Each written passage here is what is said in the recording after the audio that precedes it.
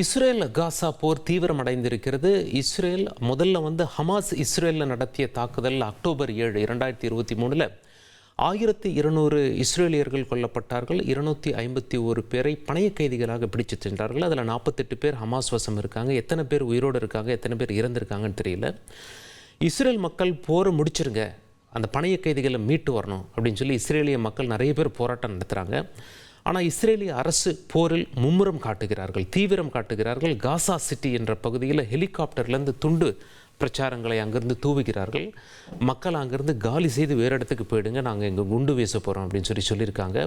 இப்படியாக போர் பதட்டம் அதிகரிக்கிறது. காசாவில் இஸ்ரேல் நடத்தின தாக்குதலில் 65,000த்திற்கும் மேற்பட்ட மக்கள் அங்கே கொல்லப்பட்டிருக்கிறார்கள். எங்கே பார்த்தாலும் மரண ஓலம் காட்சிகள் அப்படி இருக்குது. தந்தி டிவி அங்கே நேரில் போயிருந்தோம் சமீபத்தில். இஸ்ரேல் காசா எல்லையில் நிலவரம் என்ன என்று. அதாவது நாம் இஸ்ரேலுக்குள்ளே போனோம்னா இஸ்ரேல்கிட்ட பெர்மிஷன் வாங்கணும், காசாக்குள்ளே போனோம்னா இஸ்ரேல்கிட்ட தான் பெர்மிஷன் வாங்கணும். நம்மளை இஸ்ரேல் காசாவுடைய எல்லை அந்த ஃபென்சிங் வரைக்கும் அனுமதிச்சாங்க. அங்கே போய் பார்த்தோம்.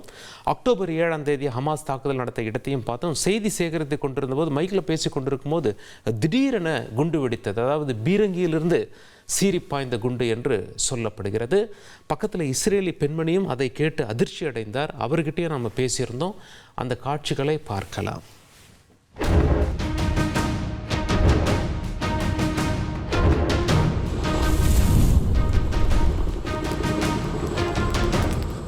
அக்டோபர் 7 முதல்ல ஹமாஸ் தாக்குதல் நடத்திய இடத்தில் நாம் நின்று கொண்டிருக்கிறோம். இது காசா எல்லைக்கு மிக அருகிலேயே இருக்கிறது. இதை நோவா ஃபெஸ்டிவல் என்று அழைப்பார்கள். சுமார் 4000 பேர், முக்கியமாக இளைஞர்கள், இஸ்ரேலிய ஆண் பெண்கள்லாம் இங்கே வந்திருக்காங்க. மிகப்பெரிய ரேவ் பார்ட்டி என்று அழைப்பார்கள். மியூசிக்கோட பார்ட்டியெல்லாம் நடந்திருக்கு.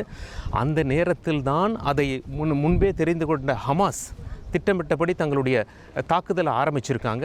இப்போ நாம் அது உள்ள அப்படியே போய் பார்க்கலாம் அந்த காட்சிகள் எப்படி இருக்குது அப்படின்னு சொல்லி. இப்போ அது பொதுமக்கள் பார்வைக்காக வச்சுருக்காங்க. பொதுமக்கள் வந்து இங்கே பார்க்கலாம். இதுதான் அந்த சம்பவம் நடந்த இடம். அந்த துப்பாக்கி சுட அந்த பின்னாடி ஸ்டேஜ் பார்க்குறீங்க இல்லையா, அதுதான் மெயினான ஸ்டேஜாக இருந்தது.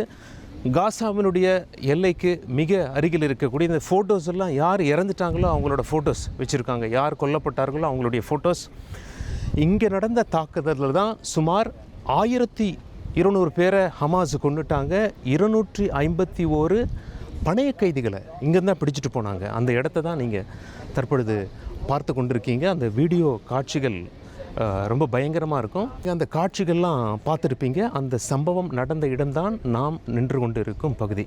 ஏன் இங்கே சுற்றுலா பயணிகள்லாம் வந்து பார்க்குறாங்கன்னு பார்த்தீங்கன்னா, இந்த பகுதியில் தான் அந்த ஸ்டேஜ் ஆனது அமைக்கப்பட்டிருந்தது. அதை சுற்றி இங்கே நின்று கொண்டு இருந்தார்கள்.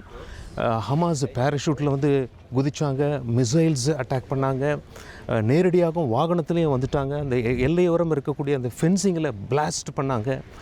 இப்படியாக வாகனங்களில் பயங்கர துப்பாக்கியோடு உள்ளே வந்து சுமார் 1200 பேரை கொன்று விட்டார்கள். ஹமாஸினுடைய பழைய கணக்கு என்ன அப்படின்னு சொல்லப்படுகிறதுன்னா, பணைய கைதிகளை பிடிச்சிட்டு போட்டால் அதை வச்சு நிறைய பேர் இஸ்ரேலிய சிறையில் இருக்கவங்களை விடுதலை பண்ணிடலாங்கிறது அவங்களுடைய எண்ணம். அப்படி சொல்லிட்டு இஸ்ரேல் இராணுவத்தை சேர்ந்தவங்க சொல்கிறாங்க. பட் இந்த முறை 1200 பேரை கொண்டதால் இஸ்ரேல் என்ன சொல்கிறாங்க, நாங்கள் இதில் சமரசம் செய்ய விரும்பலை, 1200 உயிர்களுக்கு யார் பதில் சொல்வது என்ற தீவிர தாக்குதல் நடத்துகிறாங்க.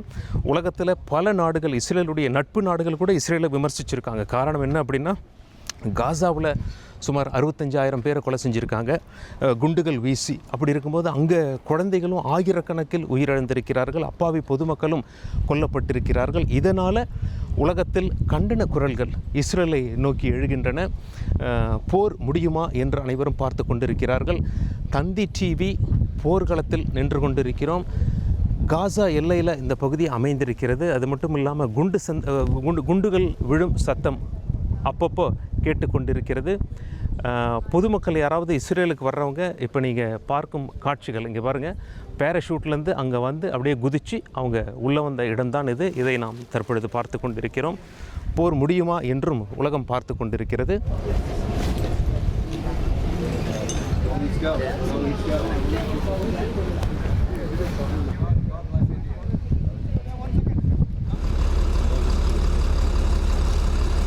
அக்டோபர் 7 ஹமாஸ் தாக்குதல் நடத்திய போது அங்கேருந்து 4000 பேரும் ஓடினாங்க இல்லையா, அந்த ஓடினவங்களில் சிலர் இங்கே வந்துட்டாங்க. என்னடா பெட்டி மாதிரி இருக்கே அப்படின்னு சொல்லி நீங்கள் பார்க்கலாம்.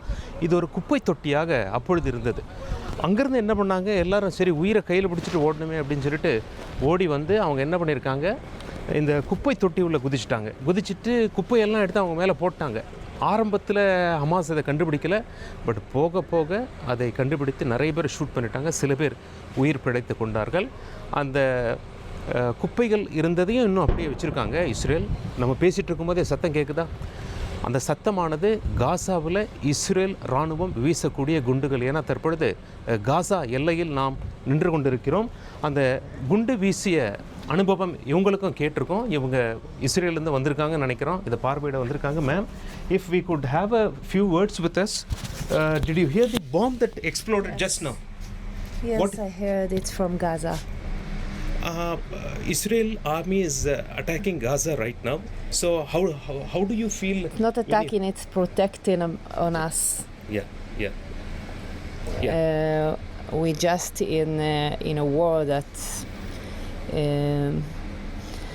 it's about people that attacked us. So we must to defend about ourselves. That's what's going on now, right now. How did you feel when you hear the noise of the bomb exploding right now near us? Yes, it's scared. It's always scaring. Yeah, it's not feel good. Do you think that the hostages should be rescued and the war should be over? Yes, I think so, and I want and I pray so, but we also must to defend our people here in Israel. So your good name? What? Your Sorry? name? My name is Orit. Thank you so much for talking to Thanti TV from India. Okay, thank you. Thank you so much. பேசிகிட்டு இருக்கும்போதே அந்த சத்தம் கேட்டதுனால இவங்க என்ன feel பண்ணுறாங்க அப்படின்னு சொல்லி அவங்களுடைய கருத்தை கேட்டால் அது கொஞ்சம் பயமாக தான் இருந்தது. பட் இருந்தாலும் இவங்க என்ன சொல்கிறாங்க, இஸ்ரேல் மீது தாக்குதல் நடத்தப்பட்டிருக்கிறதுனால நாங்கள் பதில் தாக்குதல் நடத்தோம், எங்களை நாங்களே பாதுகாத்துக்கிறோம் அப்படின்னு சொல்லி இவங்க சொல்கிறாங்க.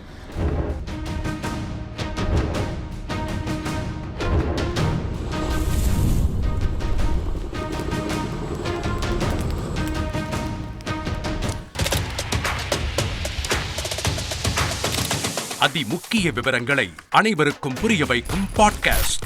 பொருளாதார பல ட்ரில்லியன் ஆயுதங்களை கொள்முதல் செய்கிறது. சம்பவங்களை தேடி களத்திற்கே உங்களை அழைத்துச் செல்லும் ஸ்பாட்லைட்.